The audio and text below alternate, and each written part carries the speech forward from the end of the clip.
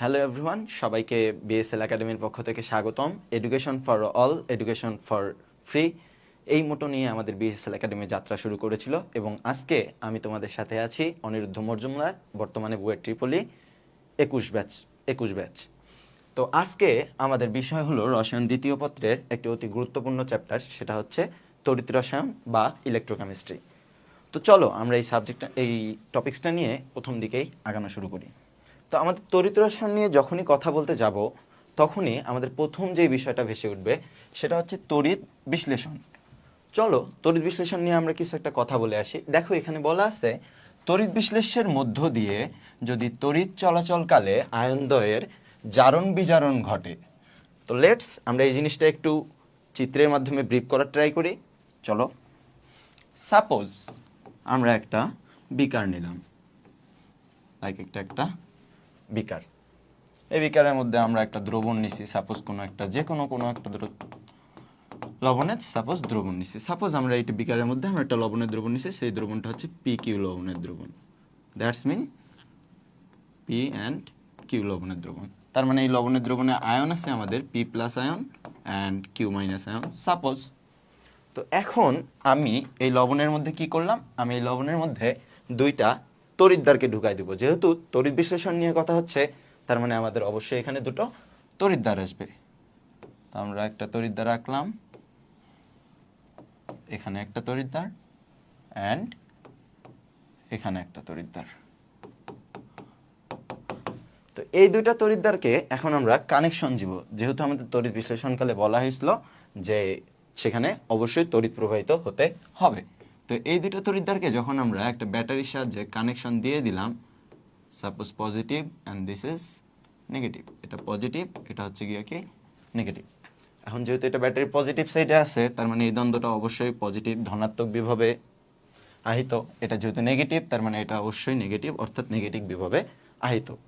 Actually আমরা যখন কোনো ধরনের তড়িৎদ্বার নিয়ে কথা বলি বা ইলেকট্রোড নিয়ে কথা বলি, অ্যাকচুয়ালি ইলেকট্রোড বা তড়িৎদ্বার যেটা আছে, এই ইলেকট্রোডটা অ্যাকচুয়ালি দুইটা ভাগে বিভক্ত। আমরা সবাই ছোটবেলা থেকে জানি, একটা কি অ্যানোড অ্যান্ড আর একটা হচ্ছে কি ক্যাথোড। তো দেখো, আমরা যেহেতু তড়িৎ বিশ্লেষ্য কোষ নিয়ে কথা বলছি, আমরা কথা বলছি তড়িৎ বিশ্লেষ্য কোষ। এখানে আমাদের পজিটিভ যেই দ্বন্দ্বটা, এই পজিটিভ দ্বন্দ্বটার নাম আমরা দিচ্ছি অ্যানোড অ্যান্ড নেগেটিভ যেই দ্বন্দ্বটা, এই নেগেটিভ দ্বন্দ্বটার নাম আমরা দিচ্ছি ক্যাথোড। আমাদের মনে রাখতে হবে এটা অবশ্যই একটা তড়িৎ বিশ্লেষ্য কোষ। যদি আমরা দেখি একটু ব্যাক স্লাইডে, দেখো তড়িৎ বিশ্লেষ্যের মধ্য দিয়ে তড়িৎ চলাচল কালে এখানে ঠিক একটা তড়িৎ বিশ্লেষ্য দ্রবণ ছিল। তড়িৎ বিশ্লেষ্য দ্রবণটা হচ্ছে আমাদের এই পিকিউ লবণের দ্রবণ। তড়িৎ বিশ্লেষের মধ্যে দুইটা ইলেকট্রোড দিয়েছি, ইলেকট্রোড দুইটার মধ্যে দিয়ে যেহেতু তড়িৎ পরিবাহিত হয়, এখানে আমরা একটা মানের একটা ব্যাটারিও সংযোগ করে দিছি। বলা ছিল তড়িৎ চলাচলকালে আয়নদ্বয়ের মধ্যে জারণ বিজারণ ঘটে।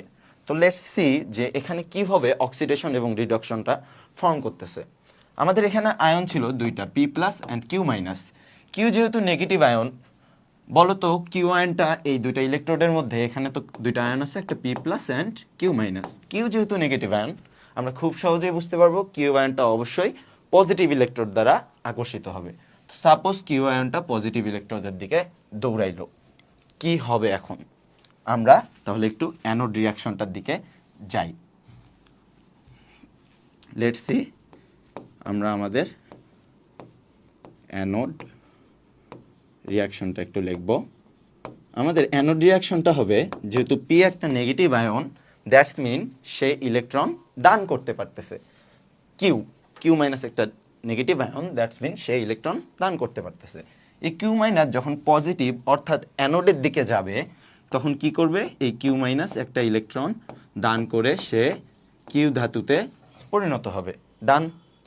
এখন ঠিক একইভাবে আমি যদি ক্যাথোডের রিয়াকশনটা লিখি তাহলে কি হবে? চলো দেখি।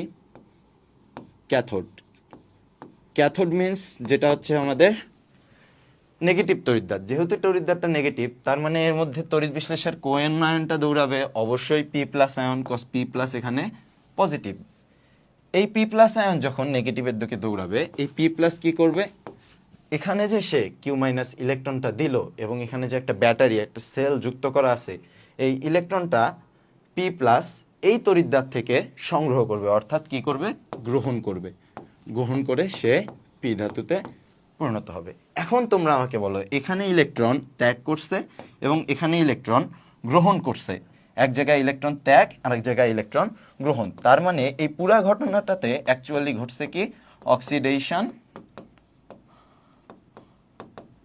অ্যান্ড রিডাকশন, অর্থাৎ জারণ এবং বিজারণ। তো আমরা পুরা একটা তড়িৎ বিশ্লেষণ কোষ দেখতে পাচ্ছি, যে তড়িৎ বিশ্লেষণ কোষের মধ্যে কিভাবে জারণ এবং বিজারণ ঘটে, কিভাবে তড়িৎ চলাচলের কারণে জারণ এবং বিজারণ ঘটে, সেই দুইটা জিনিস আমরা এখানে রিয়াকশনের সাহায্যে দেখে ফেলছি। তো আমরা বুঝতে পারতেছি তড়িৎ বিশ্লেষক কোষে আমাদের এখানে অবশ্যই মনে রাখতে হবে, তড়িৎ বিশ্লেষক কোষে অ্যানোড অলওয়েজ হবে পজিটিভ অ্যান্ড ক্যাথোড অলওয়েজ হবে নেগেটিভ। জাস্ট এতটুকুই। তো নেক্সট এখানে বলছে তড়িৎ বিশ্লেষের বিয়োজন বিভব। এখানে বলা আছে তড়িৎ বিশ্লেষের ক্ষেত্রে তড়িৎ প্রবাহের প্রয়োজনীয় তড়িৎ বিভবের এই ন্যূনতম মাত্রাকে তড়িৎ বিশ্লেষের বিয়োজন বিভব বলে। বিয়োজন বিভবের চেয়ে সামান্য বেশি পরিমাণে তড়িৎ বিভব প্রয়োগ করলেই তড়িৎ বিশ্লেষণের জারণ বিজারণের ফলে বিশ্লেষণ ঘটে। এই কথাটা অনেক বেশি ইম্পর্টেন্ট। একটু লেটস চেক করো। দেখো, বিয়োজন বিভবের চেয়ে সামান্য বেশি। কিউ যে ইলেকট্রনটা ত্যাগ করতেছে, কিউ ইলেকট্রন ত্যাগ করা মানে এখানে কি ঘটতেছে, এখানে আমাদের ঘটতেছে জারণ। একই সাথে পি যে ইলেকট্রনটা গ্রহণ করতেছে, এখানে ঘটতেছে বিজারণ। তো এখানে একটা জারণ বিজারণ বিভব আছে। তো পি কে ইলেকট্রন গ্রহণ করানোর জন্য এই ই কে একটা নির্দিষ্ট পরিমাণ এনার্জি দিতে হচ্ছে। এই এনার্জিটা অবশ্যই এর বিজারণ বিভব অর্থাৎ পি এর বিজারণ বিভবের থেকে বেশি হতে হবে। তখনই আমরা জাস্ট তড়িৎ বিশ্লেষক কোষটাকে ফর্ম করতে পারবো, তাছাড়া কোনোভাবেই পারবো না। তো আমাদের নেক্সট টপিকে আমরা যাব। নেক্সট টপিকে যাওয়ার আগে আমাদের এখানে আরেকবার দেখে নিই যে বলছে তড়িৎ বিশ্লেষের রাসায়নিক পরিবর্তনের সাথে ফ্যারাডের, আমাদের দুইটা বিজ্ঞানী আছে, একটা বিজ্ঞানী ফ্যারাডে দুইটা সূত্র প্রতিপাদন করছে। সেই দুইটা সূত্রের সাহায্যে আমাদের বর্তমানের উচ্চ মাধ্যমিকের সবগুলো অঙ্ক সমাধান হয়ে থাকে। তো দেখি ফ্যারাডের ফার্স্ট লটার দিকে যাওয়া যাক। আমাদের ফ্যারাডের প্রথম সূত্র কি বলছে, তড়িৎ বিশ্লেষণের সময় যে কোনো তড়িৎদ্বারে সংঘটিত রাসায়নিক বিক্রিয়ার পরিমাণ, আমি একটু কালার চেঞ্জ করলাম, থ্যাংক ইউ। যে কোনো তড়িৎদ্বারে সংঘটিত রাসায়নিক বিক্রিয়ার পরিমাণ যে কোনো তড়িৎদ্বারে সঞ্চিত বা দ্রবীভূত পদার্থের পরিমাণ প্রবাহিত বিদ্যুতের পরিমাণের সমানুপাতিক। তো এখান থেকে বলা হয়েছে যে সাপোজ আমাদের পদার্থটা কোথায় যেয়ে জমা হতো, আমরা যদি আমাদের আগের একটু বুঝার জায়গায় যাই, আমাদের পি এখানে ধাতু হিসেবে জমা হচ্ছিল। তো পি যে জমা হচ্ছিল, এই জমা হওয়ার পরিমাণ, জমাটা কোথায় হচ্ছিল, ক্যাথোডের মধ্যে জমা হচ্ছিল। তো পি যে জমা হচ্ছিল, এই জমা হওয়ার পরিমাণ সাপোজ ডাব্লু গ্রাম। তো এই জমা হওয়ার পরিমাণটা ডিপেন্ড করে ওটার মধ্যে দিয়ে ঠিক কি পরিমাণ তড়িৎ, তড়িৎ মিন্স তড়িৎ মানে হচ্ছে আমাদের চার্জ, যেটাকে আমরা কিউ দ্বারা প্রকাশ করতেছি, কি পরিমাণ তড়িৎ প্রবাহিত হচ্ছে তার উপর। তো এইটা অ্যাকচুয়ালি ডিপেন্ডস করতেছে ডাব্লিউ এর সমানুপাতিক অফ কিউ। এখান থেকে আমরা যদি সমানুপাতিক চিহ্ন তুলে দেই, তাহলে আমাদের একটা ধ্রুবক আসতেছে, এই ধ্রুবকটাকে বলা হচ্ছে জেড। এই জেড ধ্রুবকটা কি, এখন এই জিনিসটা নিয়ে আমরা একটু কথা বলে থাকি। এই জেড ধ্রুবকটাকে বলা হয় তড়িৎ রাসায়নিক তুল্যাঙ্ক। তড়িৎ রাসায়নিক তুল্যাঙ্ক কি জিনিস, আমরা যদি একটু বলি যে Z is equal to M divided by E F, sorry এটা একটু ভালোভাবে লিখি, Z is equal to M divided by E F. এখানে কোনটা কার পরিচয়, আমরা যদি বলি এফটা, এফ হচ্ছে কি ফ্যারাডে, অর্থাৎ 1 ফ্যারাডে। 1 ফ্যারাডে মানে তোমরা সবাই জানো 1 ফ্যারাডে কি জিনিস ছিল, 1 ফ্যারাডে ছিল 1 মোল ইলেকট্রন চার্জ। 1 মোল ইলেকট্রন চার্জ, এই 1 মোল ইলেকট্রন চার্জটা অ্যাকচুয়ালি কত, আমরা জানি ছোটবেলা থেকেই যে এটা 96,500 কুলম্ব। তো আমরা এফ এর ভ্যালুটা এখান থেকে জানে গেলাম। এখন আমাদের প্রশ্ন হলো এম কি অ্যান্ড ই কি। এম কি জিনিস, এম হচ্ছে আমাদের যেই ধাতুটা ওখানে সঞ্চিত হচ্ছে সেই ধাতুটার পারমাণবিক ভর বা আণবিক ভর যাই বলো, ছোটবেলা থেকে আমরা জানি। আর ই হচ্ছে তড়িৎ বিশ্লেষণের সময়, যেহেতু এই পুরা টপিক্সটা আমরা তড়িৎ বিশ্লেষণ নিয়ে কথা বলছি, তাই তড়িৎ বিশ্লেষণের সময় ঠিক কয়টি ইলেকট্রন আদান প্রদান হচ্ছে, অর্থাৎ এন ইকে আমরা বলতে পারতেছি, ইকে আমরা বলতে পারতেছি number of electron, number of electron. Electron. তো আমরা এখান থেকে জেডের একটা ইকুয়েশন দাঁড় করাইছি, যে জেডকে আমরা বলতেছি তড়িৎ রাসায়নিক তুল্যাঙ্ক। মনে রাখবা জেডের ইকুয়েশন কি, m/e/f, এবং জেড হচ্ছে তড়িৎ রাসায়নিক তুল্যাঙ্ক। তো এখন আমাদের মেইন ইকুয়েশনটা কি পাইছিলাম? আমাদের মেইন ইকুয়েশন আমরা পাইছিলাম W = ZQ। জেডকে আমরা কি লিখছিলাম, m/EF/Q, এদিকে কি আমাদের W। এখন আমরা যদি এই ইকুয়েশনটাকে একটু অন্যরকম ভাবে লেখার চেষ্টা করি, সাপোজ W, am কে নিচে নিয়ে আসলাম এবং EF কেও এদিকে গুণ দিয়ে দিলাম, EF সমান সমান তাইলে কি পাচ্ছি আমরা, Q। আমরা ছোটবেলায় যখন চলতড়িৎ পড়ছি তখন আমরা কি পড়ছিলাম, আমরা পড়ছিলাম I = Q/T। তাহলে Q সমান সমান আমরা পাই কি, I and T। তো এই ইকুয়েশন থেকে আমরা এখানে খুব সহজেই এই সূত্রটা লিখতে পারবো যে Q সমান সমান হচ্ছে আমাদের IT। তাহলে এখন আমরা বলো W/m অর্থাৎ প্রদত্ত ভর বাই আণবিক ভর, এই জিনিসটাকে বলা যায় মোল সংখ্যা, আমরা তাই জানি। তাহলে NEF = IT। এই সূত্রটা কি, এই সূত্রটা হচ্ছে আমাদের যে ফ্যারাডেজ লটা ছিল, অর্থাৎ W = ZQ ছিল, সেই ZQ থেকে পাওয়া একটা নতুন ফর্ম। তো এইটাকেই অ্যাকচুয়ালি আমরা ফ্যারাডেজ ফার্স্ট ল বলবো, এবং এই সূত্রটাকেই আমরা প্রতিটা অঙ্ক সলভ করার জন্য ইউজ করব, যেখানে আমাদের এন কি, যেখানে এন হচ্ছে আমাদের মোল, যেখানে আমাদের এফ কি, এফ হচ্ছে আমাদের এক ফ্যারাডে বা এক মোল ইলেকট্রনের চার্জ, অর্থাৎ 96,500 কুলম্ব। এরপরে আই হচ্ছে আমাদের ওটার মধ্য দিয়ে প্রবাহিত কারেন্টের পরিমাণ, আয়ের একক এখানে অবশ্যই কি, অ্যাম্পিয়ার, আর টি হচ্ছে টাইম। আর ই তো আমরা আগেই জানছি, ই কি ছিল, ওই তড়িৎ বিশ্লেষণের সময় ঠিক কি পরিমাণ ইলেকট্রন আদান প্রদান হয়েছিল, এই বিষয়টাই। তো এখন দেখো এখানে আমরা দেখতেছি তড়িৎ রাসায়নিক তুল্যাঙ্কের একক। তড়িৎ রাসায়নিক তুল্যাঙ্ককে আমরা কি দ্বারা প্রকাশ করছিলাম, জেড দ্বারা। জেড সমান সমান কি, W/Q, ডাব্লিউর একক গ্রাম, কিউ এর একক কি, কুলম্ব। তাহলে তড়িৎ রাসায়নিক একক কি পাবো আমরা, তুল্যাঙ্কের একক পাচ্ছি গ্রাম পার কুলম্ব। এখন এখানে কিছু লাইন বলা আছে যে সিলভারের তড়িৎ রাসায়নিক তুল্যাঙ্ক এত গ্রাম পার কুলম্ব, হাইড্রোজেনের তড়িৎ রাসায়নিক এত গ্রাম পার কুলম্ব। এই জিনিসগুলা আমাদের ম্যাক্সিমাম টাইম আমাদের উচ্চ মাধ্যমিকে যে বোর্ড আছে সেই বোর্ডের MCQ কোশ্চেনে দিয়ে রাখে। এগুলো MCQ কোশ্চেনে বলা থাকে না, হঠাৎ করে একটা প্রশ্নে বলা থাকবে সাপোজ যে জিঙ্কের তড়িৎ রাসায়নিক তুল্যাঙ্ক কত। তো এই ভ্যালুগুলা কি মুখস্থ করা নর্মাল ব্যাপার স্যাপার, জীবনও না। তো আমরা ট্রাই করবো এই জিনিসগুলাকে অ্যাকচুয়ালি কিভাবে খুব সহজে আমরা বের করে ফেলতে পারবো। সাপোজ এখানে বলছে সিলভারের তড়িৎ রাসায়নিক তুল্যাঙ্ক। তড়িৎ রাসায়নিক তুল্যাঙ্কের সূত্র আমরা জানি কি, জেড = কি দেখছি আমরা একটু আগে, m/EF। আমরা সিলভারের আণবিক ভর জানি, কত জানি, 107 পয়েন্ট সামথিং, তো 107ই ধরলাম। সিলভার সর্বোচ্চ কোন আয়নে পরিণত হয়, silver plus ion. That's means silver always আমরা দেখছি একটা ইলেকট্রন ত্যাগ করে, ছোটবেলা থেকে যত রিয়াকশন দেখছি সিলভার প্লাস আয়নে পরিণত হয়। যেহেতু একটা ইলেকট্রনের আদান প্রদান, তাই ই এর মান 1 এবং এফ এর মান আমরা জানি 96,500। তো এই ভ্যালুটাকেই যদি আমরা ক্যালকুলেটরের মধ্যে ক্যালকুলেট করি তাহলে আমরা দেখতে পাবো আমাদের ভ্যালুটা চলে আসতেছে 0.0018 গ্রাম পার কুলম্ব। তো একটু আগে আমরা একটা সূত্র নিয়ে কথা বলতেছিলাম যে মৌলের তড়িৎ রাসায়নিক তুল্যাঙ্ক, জেড মানে হচ্ছে গ্রাম পারমাণবিক ভর, যোজনী 96,473। এটা অ্যাকচুয়ালি তুমি বলতে পারো 96,500 কুলম্বে অ্যাকচুয়ালি বলা যায়। তো এটা আসলে এটা নিয়ে খুব বেশি একটা কন্ট্রোভার্সি আছে, তো এটা নিয়ে অত ভাবতে হবে না। আমরা যদি আমাদের পরের স্লাইডটায় যাই তাহলে দেখতে পারবো এখানে কি বলছে, যে কিছু মৌলের তড়িৎ রাসায়নিক তুল্যাঙ্কের ভ্যালু দেওয়া আছে। তো আমরা একটু আগেই দেখে ফেলেছি যে কোনো মৌলের তড়িৎ রাসায়নিক তুল্যাঙ্ক কিভাবে বের করতে হয় আমরা দেখছিলাম। তো এখানে দেখো সিলভারের তড়িৎ রাসায়নিক তুল্যাঙ্ক আমরা বের করেছিলাম এবং সেটার ভ্যালু আছে এখানে। এই জিনিসগুলো মেইনলি আমাদের বোর্ডের MCQ এ দিয়ে দেয়। তো এখানে আবার আমরা একটা নতুন জিনিস দেখতে পাচ্ছি, সেটা হচ্ছে মৌলের রাসায়নিক তুল্য ভর। এই রাসায়নিক তুল্য ভর জিনিসটা অ্যাকচুয়ালি কি একটু ব্রিফলি আমরা পড়ার চেষ্টা করি। তুল্য ভর বা ইকুইভ্যালেন্ট মাস, ঠিক আছে, আমরা তুল্য ভর পড়তেছি, যেহেতু তুল্য ভর বা ইকুইভ্যালেন্ট মাস আমরা একটু পড়ি।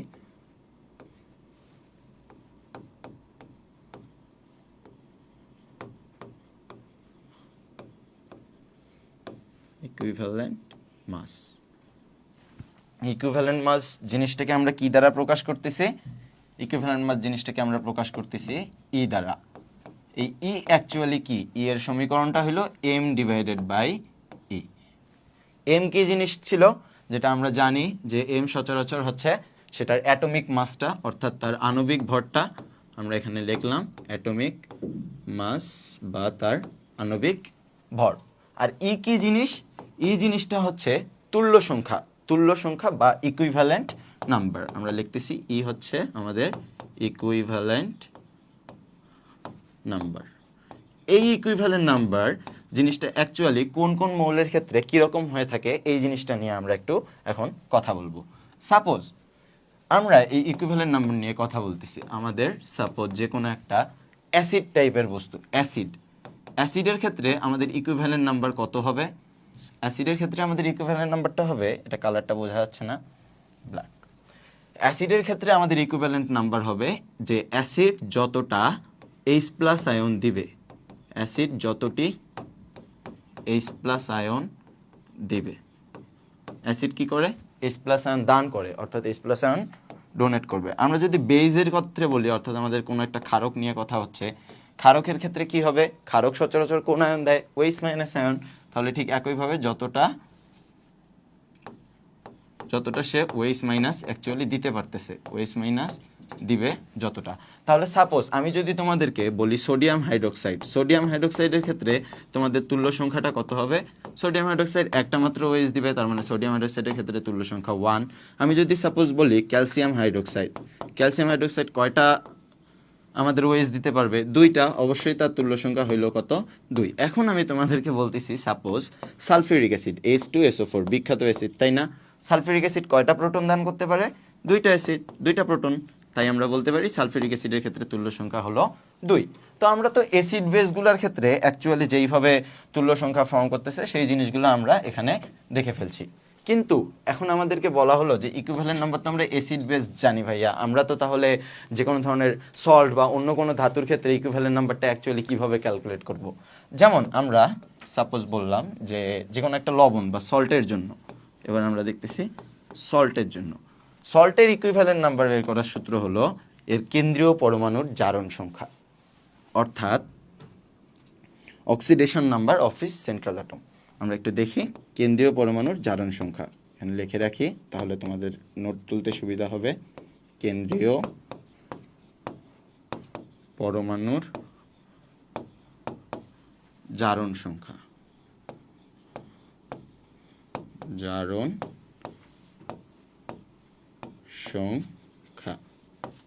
তো সাপোজ এখন আমি তোমাদেরকে একটা লবণ দিলাম, যে কি লবণ? Aluminium chloride AlCl3। এর তুল্য সংখ্যা কত? এর কেন্দ্রীয় পরমাণু অ্যালুমিনিয়াম, এর যেহেতু আমাদের যোজনী +3, দ্যাটস মিন অ্যালুমিনিয়াম ক্লোরাইডের ইকুইভ্যালেন্ট নাম্বারটা হচ্ছে কত? 3। অ্যালুমিনিয়াম ক্লোরাইডের ইকুইভ্যালেন্ট নাম্বার আমরা পাচ্ছি কত? 3। একইভাবে আমি যদি তোমাদেরকে বলি যে ক্যালসিয়াম ক্লোরাইড CaCl2, এখানে আমাদের ক্যালসিয়ামের যোজনী কত? +2। তার মানে ক্যালসিয়াম ক্লোরাইডের ক্ষেত্রে আমাদের ইকুইভ্যালেন্ট নাম্বারটা আমরা পাচ্ছি কত? 2। তো আমরা যে কোনো মৌলের এমও বের করতে পারি, অ্যান্ড অ্যাগেইন যে কোনো মৌলের আমরা চাইলে ইকুইভ্যালেন্ট নাম্বারটাও বের করতে পারি। তাহলে আমাদের এখানে বলা আছে যে CuSO4 এর তুল্যভর বা ইকুইভ্যালেন্ট মাসটা কত হবে? CuSO4 এর আণবিক ভর আমরা কত পাইছি? 159.5। ইকুইভ্যালেন্ট মাসের সূত্র আমরা জানি কি? E = m/E। আণবিক ভর কত? 159.5 ডিভাইডেড বাই CuSO4। বলো তো CuSO4 এখানে কত আছে? কপারের +2, কপারের যোজনী আমরা জানি +2, তাই এই ক্ষেত্রে 2 দ্বারা ভাগ হবে। কপার সালফেট কি? কপার সালফেট নিজেই কি একটা সল্ট, যেহেতু কপার সালফেট একটা সল্ট, তার মানে সল্টের ক্ষেত্রে ইকুইভ্যালেন্ট নাম্বার কিভাবে বের করতে হয়? সেখানে তার কেন্দ্রীয় পরমাণুর জারণ সংখ্যা, অর্থাৎ +2। তো এখান থেকে আমাদের ভ্যালুটা পেয়ে গেছি কত? 79.75। তো এখন আমরা এখানে দেখতেছি ফ্যারাডের সূত্র প্রয়োগে তড়িৎ বিশ্লেষ্য পদার্থের পরিমাণ নির্ণয়। এই জিনিসটা নিয়ে আমরা প্রথমেই কথা বলে নিছিলাম। তো আমরা আবার একটু জিনিসটা দেখার চেষ্টা করি যে দেখো আমাদের একটা ব্যাটারির সাথে দুইটা তড়িৎদ্বার সংযুক্ত ছিল, একটা পজিটিভ তড়িৎদ্বার, একটা নেগেটিভ তড়িৎদ্বার। পজিটিভ তড়িৎদ্বারটার নাম আমরা কি দিছিলাম? পজিটিভ তড়িৎদ্বারটার নাম আমরা দিছিলাম অ্যানোড, অ্যান্ড নেগেটিভ তড়িৎদ্বারটার নাম আমরা দিছিলাম কি? ক্যাথোড। সো স্বাভাবিকভাবে ক্যাথোড যেহেতু নেগেটিভ, তার মানে ক্যাথোডের দিকেই আমাদের পজিটিভ আয়ন অর্থাৎ সিলভার আয়নটা দৌড়াবে, এবং এই ক্যাথোডের মধ্যেই আমাদের সিলভার আয়নটা অ্যাকচুয়ালি সংযুক্ত হবে। তো সেই সিলভার আয়নগুলো যখন সংযুক্ত হয়ে এখানে কিছু কিছু বিন্দু বিন্দু বিন্দু সিলভার ধাতু জমা হইতে থাকবে, ঠিক তখন আমাদের কয়টা ইলেকট্রনের অ্যাকচুয়ালি আদান প্রদান হয়েছে? আমরা দেখতে পাচ্ছি আমাদের এখানে একটা করে ইলেকট্রনের আদান প্রদান হয়েছে, অর্থাৎ 1 মোল। ইলেকট্রনের সামনে 1 আছে, তার মানে 1 মোল। 1 মোল ইলেকট্রনের চার্জকে আমরা কি বলছি? 1 ফ্যারাডে বা 96,500 কুলম। তার মানে সিলভারের যখন বিজারণ হয়েছে, সিলভার আয়নটা যখন ইলেকট্রন গ্রহণ করছে, অর্থাৎ সিলভারের যখন বিজারণ হয়েছে, তখন 96,500 কুলম শক্তি ব্যয় হয়েছে অ্যাকচুয়ালি। তো এরপর আমরা এখান থেকে বলতেছি শক্তি না, অ্যাকচুয়ালি মানে 96,500 কুলম চার্জ ব্যয় হয়েছে। এটাও আমরা আগে দেখছি যে 1 মোল ইলেকট্রনের চার্জকে আমরা কি বলে থাকি? 1 ফ্যারাডে। এবং এখান থেকে আমাদের ফ্যারাডের ফার্স্ট লটা আমরা আরেকবার লিখে নিই। কি ছিল আমাদের? NEF is equal two IT। NEF is equal two ছিল আমাদের IT। এখান থেকে আমরা দেখছিলাম। তো এখন আমরা যদি একটু ম্যাথের দিকে আগাই, তাহলে দেখতে পাবো কি এখানে কি বলছে? ধাতুর তুল্য ভরের সংজ্ঞা কি বলছে? কোন ধাতুর লবণের তড়িৎ বিশ্লেষের 1 ফ্যারাডে তড়িৎ দ্বারা গত গ্রাম ধাতু সঞ্চিত হয়, তা থেকে ধাতুটিকে তুল্যভর বা তুল্যাঙ্ক বলে। এটা আসল ফ্যাক্ট না, বা তুল্যভর অ্যাকচুয়ালি আমাদের কিভাবে নির্ণয় করা হয় এটা আমরা দেখছি, যে কোনো একটা ধাতুর আণবিক ভরকে যদি সেই ধাতুর ইকুইভ্যালেন্ট নাম্বার বা তুল্য সংখ্যা দ্বারা ভাগ দেওয়া যায়, তাহলে আমরা তুল্যভরটা পেয়ে থাকি। তো এরপরের আমরা একগুলো ম্যাথ দেখতে পাচ্ছি। এই ম্যাথগুলাই হচ্ছে অ্যাকচুয়ালি আমাদের যে ফ্যারাডের ফার্স্ট ল, সেই ফার্স্ট ল এর থেকে পাওয়া ম্যাথগুলা। তো দেখো এখানে বলছে সালফিউরিক অ্যাসিডের লঘু জলীয় দ্রবণ দ্বারা। সালফিউরিক অ্যাসিড বলছে, আমরা সালফিউরিক অ্যাসিড যদি নেই, একটা সালফিউরিক অ্যাসিডের দ্রবণে কি থাকবে? H2SO4। আমরা একটা সালফিউরিক অ্যাসিড দ্রবণ নিলাম, এখানে আমাদের হাইড্রোজেন আয়ন আছে 2টা, এবং এখানে আছে আমাদের আরও কিছু আয়ন আছে, সালফেট আয়ন আছে। তো লঘু জলীয় দ্রবণে, যেহেতু জলীয় দ্রবণ বলছে, দ্যাটস মিন আয়নের মধ্যে পানি আছে, তার মানে H+ আয়নও আছে অ্যান্ড OH- আয়নও আছে। এখন সালফিউরিক অ্যাসিডের যখন আমাদের যে তড়িৎ বিশ্লেষণ করা হয়, তখন অ্যাকচুয়ালি কোন কোন আয়ন এই তড়িৎ বিশ্লেষণে অংশগ্রহণ করে, এই জিনিসটা আমাদের খেয়াল রাখতে হবে। এখান থেকে আমরা যদি একটু দেখার চেষ্টা করি, তাহলে আমরা দেখব যে সালফিউরিক অ্যাসিডের তড়িৎ বিশ্লেষণ করলে এই হাইড্রোজেন আয়ন অ্যান্ড এই OH- আয়ন, এই দুইটা জিনিসই অ্যাকচুয়ালি আমাদের ইলেকট্রোলাইসিসের মধ্যে অংশগ্রহণ করে থাকে। ইলেকট্রোলাইসিসে অংশগ্রহণ করে, এই দুইটা জিনিসই আমাদের ইলেকট্রোলাইসিসে জয়েন করে। কেন জয়েন করতেছে এই জিনিসটা আমরা পরে দেখব। এটা অ্যাকচুয়ালি এদের সক্রিয়তার উপরে ডিপেন্ড করে। যেহেতু H+ অ্যান্ড OH- আসতেছে, H+ অ্যান্ড OH মিলে দুইটা মিলেই অলওয়েজ কি ফর্ম হয়? আমরা জানি একটা পানি গঠিত হয়। তার মানে সালফিউরিক অ্যাসিডের জলীয় দ্রবণের তড়িৎ বিশ্লেষণ অ্যাকচুয়ালি আমরা বলতে পারি পানিরই তড়িৎ বিশ্লেষণ। তো এখন এখানে আমরা দেখতে পাচ্ছি পানির একটা রিয়াকশন লিখছি। আমরা স্বাভাবিকভাবে জানি কি যে 2 অণু পানি বিয়োজিত হয়ে 2টা হাইড্রোজেন আয়ন উৎপন্ন হয়, আবার আমাদের এখান থেকে একটা অক্সিজেন আয়ন OH- আয়ন উৎপন্ন হয়, তাই না? তো এখানে আমরা দেখতে পাচ্ছি যে 4 অণু পানি বিয়োজিত হয়ে 4টা হাইড্রোজেন আয়ন আর 4টা OH- আয়ন উৎপন্ন হয়েছে। তো 4টা হাইড্রোজেন আয়ন ক্যাথোডে রিয়াকশনটা কিভাবে ঘটবে? ক্যাথোডে যেহেতু যে গেছে, সে 4টা ইলেকট্রন এখানে কি করছে? গ্রহণ করে 2 মোল হাইড্রোজেনে পরিণত হয়েছে। মনে রাখবে, 4টা ইলেকট্রন গ্রহণ করে সে কয় মোল হাইড্রোজেনে পরিণত হয়েছে? 2 মোল। তাহলে 1 মোল হাইড্রোজেনের জন্য তাকে কয়টা ইলেকট্রন গ্রহণ করতে হবে? 2টা, রাইট? 1 মোল হাইড্রোজেনের জন্য, তাহলে 1 মোল হাইড্রোজেনের জন্য তাকে ইলেকট্রন গ্রহণ করতে হবে 2টা। আবার দেখো OH- আয়ন অর্থাৎ অ্যানোডের রিয়াকশনটা যখন আমরা দেখতেছি, অ্যানোডের রিয়াকশনটায় বলা আছে OH- আয়ন 1 অণু অক্সিজেন ফর্ম করতে গেছে। 1 অণু OH- আয়ন থেকে আমরা যদি 1 অণু অক্সিজেন ফর্ম করতে চাই, তখন আমাদের কি করতে হচ্ছে? তখনও আমাদের এই দিক থেকে অ্যাকচুয়ালি 4টা ইলেকট্রন বাদই দিতে হচ্ছে। যে 4টা ইলেকট্রন আমরা এখানে বসাইছি, এখানে একটা অক্সিজেন প্লাস 4টা ইলেকট্রন, এই 4টা ইলেকট্রনই অ্যাকচুয়ালি আমাদের বাদ দিতে হচ্ছে। তার মানে 1 মোল অক্সিজেন ফর্ম করার জন্য ইলেকট্রনের আদান প্রদান হচ্ছে কয়টা? 4টা। তাহলে 1 মোল হাইড্রোজেন ফর্ম করার জন্য ইলেকট্রনের আদান প্রদান, আরেকবার লিখি আমরা, 1 মোল হাইড্রোজেন পাওয়ার জন্য আমাদের ইলেকট্রনের আদান প্রদান হইতেছে কয়টা? 2টা। কিন্তু একই সাথে আমাদের 1 মোল অক্সিজেন পাওয়ার জন্য আমাদের ইলেকট্রনের আদান প্রদান হইতেছে কয়টা? 4টা। 1 মোল অক্সিজেন, দেখো। এবং একই সাথে এখানে আমাদের রিয়াকশন ছিল 2 অণু পানি। 2 অণু পানি পাওয়ার জন্য এখানে আমাদের বিদ্যুৎ লাগছিল 4 ফ্যারাডে। তো 2 অণু পানি পানি পাওয়ার জন্য যদি আমাদের 4 ফ্যারাডে তড়িতের প্রয়োজন হয়, তাহলে 1 অণু পানি উৎপন্ন করার জন্য আমাদের কত ফ্যারাড লাগবে? 2 ফ্যারাড। তার মানে 1 মোল পানি নিয়ে যদি আমরা কাজ করি, তখন আমাদের ইলেকট্রনের এক্সচেঞ্জ বা কত মোল ইলেকট্রন অ্যাকচুয়ালি আমাদের এক্সচেঞ্জ হচ্ছে, বা কয়টা ইলেকট্রন অ্যাকচুয়ালি এক্সচেঞ্জ হচ্ছে? 2টা ইলেকট্রন আমাদের এখানে এক্সচেঞ্জ হইতেছে।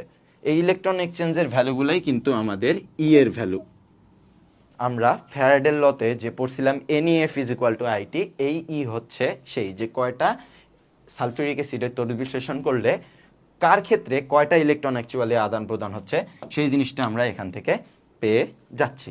এখন এখানে বলছে প্রশ্নটা যে বিদ্যুতের মাত্রা কত ছিল। আমরা স্বাভাবিকভাবে বুঝতে পারতেছি যে এটা একটা ফ্যারাডেস লয়ের অঙ্ক। তো ফ্যারাডেস লয়ের অঙ্ক কীভাবে নর্মালি সলভ করব? আমরা একটাই সূত্র জানি। সূত্রটা কি ছিল আমাদের? NEF is equal two IT। NEF is equal two IT। তো এখান থেকে আমাদের বিদ্যুতের মাত্রা বের করতে বলছে। তো I সমান সমান কি হবে? NEF বাই কি? T। এখন দেখো এখানে কি বলছে যে প্লাটিনাম তারের মাধ্যমে 1 ঘন্টা বিদ্যুৎ প্রবাহের কারণে আদর্শ তাপমাত্রা এবং চাপে 250 মিলিলিটার কোন গ্যাসের কথা বলে দিছে? Hydrogen gas. 250 millilitre hydrogen gas. তো দেখো আমাদের যদি হাইড্রোজেন গ্যাস যেহেতু বলছে, তার মানে ই এর ভ্যালুটা আমাদের কত হবে? ই এর ভ্যালু মুখস্থ। হাইড্রোজেন গ্যাসের ক্ষেত্রে আমাদের ই এর ভ্যালু কত? 2। এফ এর ভ্যালু কত আমাদের মুখস্থ, এটাও আমাদের কত? 96,500 কুলম্ব। আমরা জানি ই মানে হচ্ছে 1 মোল ইলেকট্রনের চার্জ। এরপর একই সাথে এখানে আমাদের টি এর ভ্যালুটা কত দেওয়া আছে?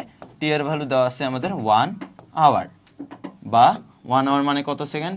3600 সেকেন্ড। তো এখন আমরা যদি এটা সলভ করার চেষ্টা করি, আমাদের লাগবে অ্যাকচুয়ালি এই এন এর ভ্যালুটা। এন এর ভ্যালুটা অ্যাকচুয়ালি কত? তো এন এর ভ্যালুটা অ্যাকচুয়ালি কত? এন এর ভ্যালুটা আমরা এখান থেকে দেখতে পাচ্ছি। এন সমান সমান দেওয়া আছে কত মিলিলিটার? 250 মিলিলিটার। তো উপরে থাকে আমাদের মিলিলিটারের মানটা, অর্থাৎ 250, 250। আদর্শ তাপমাত্রা অর্থাৎ standard temperature and pressure. Standard temperature and pressure মানে এসটিপি। আমরা জানি এসটিপিতে আমাদের আদর্শ মান কত? 22.4, তাই না? 22.4। তো এখন এই জিনিসটা দিয়ে যদি আমরা ভাগ দেই, 22.4 মিলিলিটার দিয়ে যদি আমরা ভাগ দেই, তাহলে কিন্তু অ্যাকচুয়ালি আমরা এখানে আমাদের এটা টোটাল মোল সংখ্যাটা পেয়ে যাচ্ছি। এবং এই আমাদের পাওয়া মোল সংখ্যাটার মান যদি এখানে আমরা বসায় দেই, তাহলে আমরা খুব সহজেই এখানে কারেন্টের মানটা পেয়ে যাব। আমরা এখন এটাকে একটু ক্যালকুলেটরে সলভ করার চেষ্টা করি। আমি এখানে বলছিলাম এসটিপিতে এটা 22.4 লিটার। তো এখন যেহেতু এখানে এন এর মানটা 250 মিলিলিটারে আছে, তো এই 22.4টা যেহেতু লিটারে, সো এটাকেও মিলিলিটারে কনভার্ট করতে হবে, অর্থাৎ 1000 দ্বারা গুণ দিয়ে দিতে হবে। সো উপরেও মিলিলিটার, নিচেও মিলিলিটার। তাইলে আমাদের টোটাল ভ্যালুটা কত আসে? আমরা ভাগ দিই 250 ডিভাইডেড বাই 22.4 গুণন 1000। আমাদের মোল সংখ্যাটা আছে 0.011। 0.011। তো এখন এই মোল সংখ্যাটা আমরা এখানে বসাই দিলে আমাদের টোটাল আয়ের মানটা পেয়ে যাচ্ছি। তো আমাদের মোল সংখ্যার মান কত? 0.011। ক্যালকুলেটারে আছে। আমাদের ই এর মান কত ছিল? 2 গুণ দিলাম।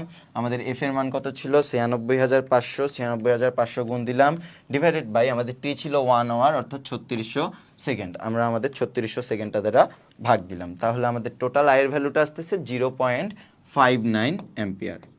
0.59 অ্যাম্পিয়ার বা 0.6 অ্যাম্পিয়ার, যাই বলতে পারো।